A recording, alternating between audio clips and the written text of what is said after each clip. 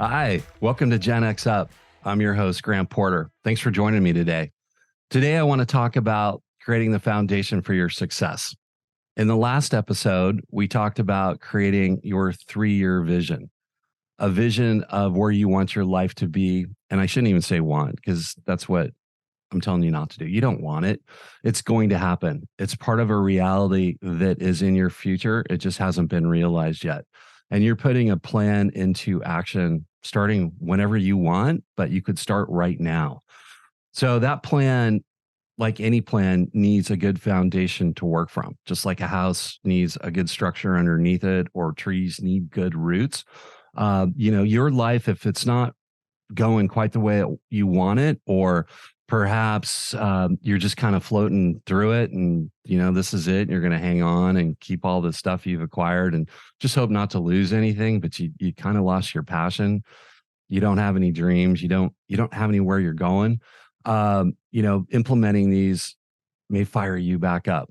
I know they have for me in the last 4 months, because I was adrift for a while, trying to make things work that were more about compromising and being out of tune with my superpowers and the environments that charge me up. So let's talk about your 5 top foundational elements for your success. Number one is identifying your superpowers, and we'll dig into each of these as I move down the list. Number two is setting boundaries and priorities. Number three would be to develop a really solid morning routine, and basically getting your day off to set you up for success. Number four is creating a healthy work-life balance. Most of us are still working for other people, and getting that in tune is really crucial for us just being good humans. And then finally, number five, finding a supportive community to tie all this together. So starting with number one, identifying your superpowers, this is the secret sauce. If you can energetically get in tune with what turns you on, whatever that is, whatever your passion is, it could be music, it could be creativity and designing jewelry. Maybe you love to write, maybe you like to build things, you like construction, you're a car fanatic and you like resto mods, or you're really an engineering geek, or you've just stumbled across Chat GPT, OpenAI, and your mind was blown and you're starting to think about how you could integrate other things into it. There's just a wide breadth of superpowers out there for all of us, and identifying them and integrating them into your 3-year vision and foundationally into your life is the way to go. Maybe you're a strategic dominator. Your strategic planning and problem solving skills is just off the charts. Or you're an innovative idea making machine. All you do is come up with great ideas.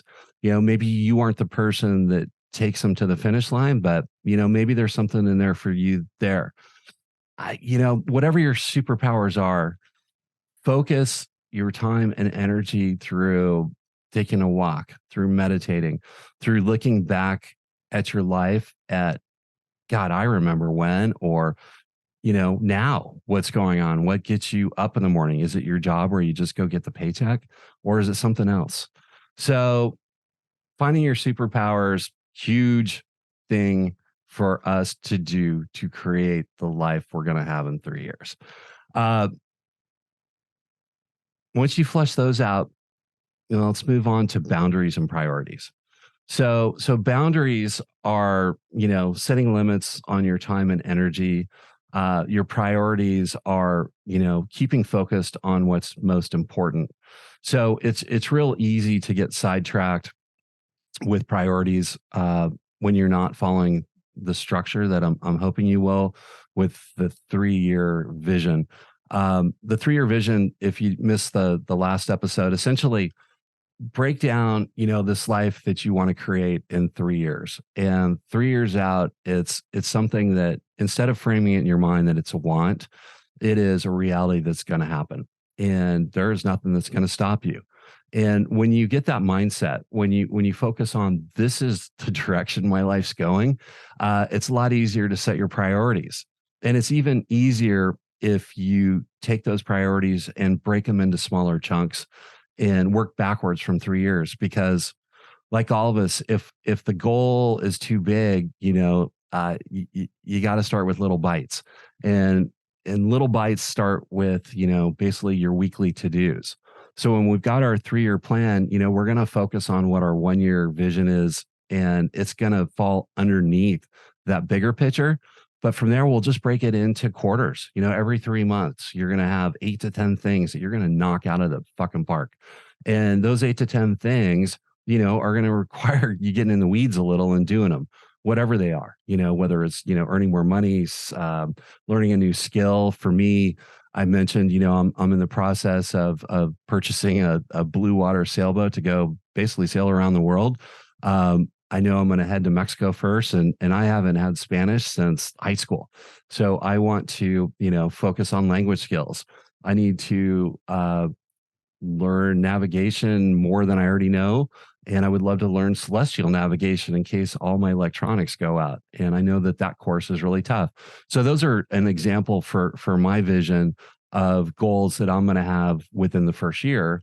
And then what do I need to do on a quarterly basis to knock them out? What'll happen though is when we set our priorities, we can be distracted by other people in our lives by not setting up clear boundaries, and also even emotionally, if we don't establish good boundaries. So when you work on your priorities, it can be a little daunting sometimes because you're just charging. Remember to reward yourself along the way. It's okay to take a break. It's okay to back off the throttle, because if you've been operating a certain way for decades and you've decided with complete determination that you're turning the corner and you are going to fulfill the you that you've always known you're going to be, you can charge so hard to the point of exhaustion. So, in some of the bad habit that we identified earlier in an earlier podcast, that, when we're clearing the decks, bad habits for me were I love to come home from a day, or in my case, walk away from the computer and have a nice tequila on the rocks. That was my go-to soothing thing. I also enjoy wine, but what I noticed was happening was, when it becomes a daily pursuit and something that I'm just craving to the point that I gotta have it, then it's an unhealthy habit. But I still like to have a drink. I don't drink as much as I did, a year ago or two, but, reward yourself. If you reach a goal that you're satisfied with and you want to celebrate, go celebrate, get a bottle of wine, but maybe instead of drinking the whole thing, you share it. And even better, share it with your accountability partner. We spoke about accountability partners, people who have your back, who know you're determined, and who collaborate with you to check in and, make sure you're doing good. And when you're not, to both cheerlead you and kick your ass a little bit. So, sharing a glass of wine with your accountability partner would be great. The other thing is boundaries. They're important in relationships to establish clear expectations and maintain a sense of respect, balance, fairness in your lives. It helps you take care of your own needs and feelings while also attending to the needs and feelings of others. That's the reason to have boundaries. Boundaries also help to reduce or eliminate conflicts and misunderstandings, because they create a sense of trust and safety within the relationship. If you have clear boundaries established, you know where to stay in the rails. If it's a romantic relationship, it helps to create more individuality and independence so that both partners, feel respected and they feel valued. If one partner is constantly steamrolling the other with demands and expectations, or, you're always late, you did this, you did that, that's not good. Make sure to incorporate I statements. I feel this way when this happens, because you're not placing blame. So that's something to think about on your boundaries, on how you communicate them. Also with friends, creating clear boundaries. I have a truck, and I'm sure some of you have trucks, and others of people have trucks, and I tell you, my phone rings quite often for truck. Can we move the couch? Can you come help get the fridge? Can you, whatever thing that won't fit in my SUV or my car, can you come help? And I have no problem helping, and I enjoy when I can assist. But sometimes it's just really inconvenient and it doesn't really fit with my priorities. So, I'm pretty clear with friends that when they ask, like, I can help, but I can't help at the time you need me to. If that doesn't work for you, then you probably should rent a U-Haul or hire a truck service. Um, the other thing with boundaries is you got to be careful if you take them to the extreme. I had a relationship with someone who was self-identified as codependent, and codependency, from what I understand now, is where the person gets lost in worrying about and taking care of everyone else's needs while neglecting their own. And to counter that, boundaries are a critical aspect of their healing process. Now, when boundaries aren't communicated clearly and given the opportunity to be shared and discussed, if you cross over a boundary where someone has emphasized it to the point of I don't even know if healing's the right word, but they've made it the center point of all their interactions and relationships. uh, when you cross a boundary in that environment and you get hit with a hard stop, something that can affect a relationship in a way that isn't safe or isn't mutually respectful, you gotta pay heed to that. I think the metaphor of, like, boundaries are like traffic signals, right? They're stop signs. Whenever there's a new stop sign or traffic signal, around the neighborhoods that I drive in, they're always set up with, those orange flags on them, and they say new traffic signal or whatever the wordage or verbiage is. And it kind of just basically says, hey, things have changed. You now need to stop here instead of just plowing around the corner. And as you implement your boundaries, it's good to keep that in mind. Just hitting people with hard boundaries, hard stop, and oh, here's the hand, you crossed the line. It's a lot like driving down the freeway, and you just blew past stop sign, and the cop pulls you over and takes you to jail. So as you express your boundaries with your friends and relationships, make sure you're really clear. Make sure you're willing to compromise. Compromise, works for everybody. You get to middle ground because your boundary may be actually encroaching on, someone else's boundary. And maybe the two of you just need to talk. So talking really helps a lot in any relationship if you want it to grow and be stronger. And it also helps in your own personal development. Number three is developing a morning routine. I have switched into very early mornings in the past 4 5 months. I'm not a night owl, never have been, but traditionally I would go to bed at 10 or 11 and get up at 6 to 7:30 and kind of start the day in a bit of a frenzy and not have any personal time for myself. And what I've chosen to do is to essentially cut some things out that just weren't adding value. One was watching the news. I stay in tune with current events enough to know what's going on, but pretty much let go of all the rhetoric and all the emotional blasting from whether it's left side or right side, because it does nothing. It's not going to change anything to paying attention with whatever's going on in Congress today. What makes a difference is understanding what your values are, finding people that support them, and the things you want out of our communities, and then making a solid vote for them. And if you choose to get actively involved in politics, engage in a positive way. We've watched the last 6 years, the friends don't talk to each other. The world's gotten that fucking shit crazy on politics. I miss the days where it's just like, hey, we don't talk about politics and religion at the dinner table. We don't talk about it at the bar. We definitely don't drive around with big old flags in the back of our truck to, say we for this guy, or, bumper stickers that say we're for that guy, to the level it's become. I gave that up. And I also gave up TV. So what that does for me is gives me a lot of extra time in the evening, and I essentially just chill out. I pick up a book and I'm out cold by 8:30 or 9, which then means by 4 o'clock in the morning, I'm awake with 7.5, 8 hours of sleep sometimes. and I'm ready to go. I've got my coffee already set up. I push the button. I light a candle. I sit cross-legged on the floor of the boat, which is pretty cool because it's rocking always a little. And I turn on my Muji meditation, self-guided YouTube show. And for 10 to 20 minutes, I listen to him. And then I'll take maybe another 5 or 10 minutes with just no sound except for the ocean and the waves. And I clear my head.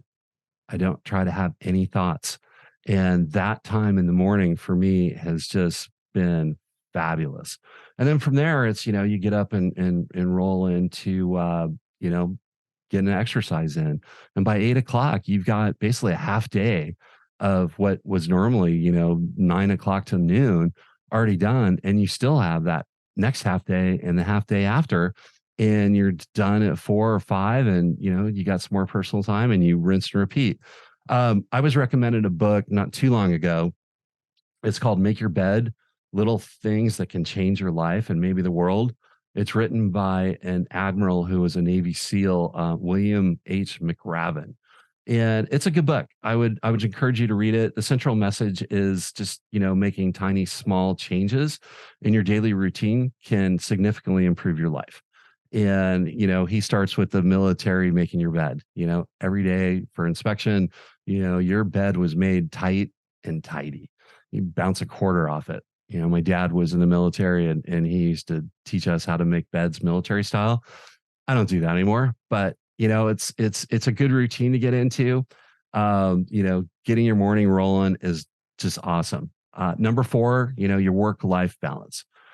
If you're grinding 8 to 5 or 7 to 10, you're out of 8 to 5, you're not out of balance. Let me roll that one back. But if you're overextending just for somebody else, and you haven't set up boundaries, and you're not taking care of your individual needs, your personal, your spiritual, your health, and you're just giving it all away, you're out of balance. And cool if that cranks your wheel, but you got to get to the point, especially as Gen Xers, we're getting a little bit older. We got to have our own time and space. Now, some of us are fortunate. Our careers have been, filled with opportunity and cash, and we didn't get divorced and lose a bunch of shit, and we're good. We don't have to work like crazy. And some of us, have businesses that just, keep us on our toes, but, we're not answering to the man.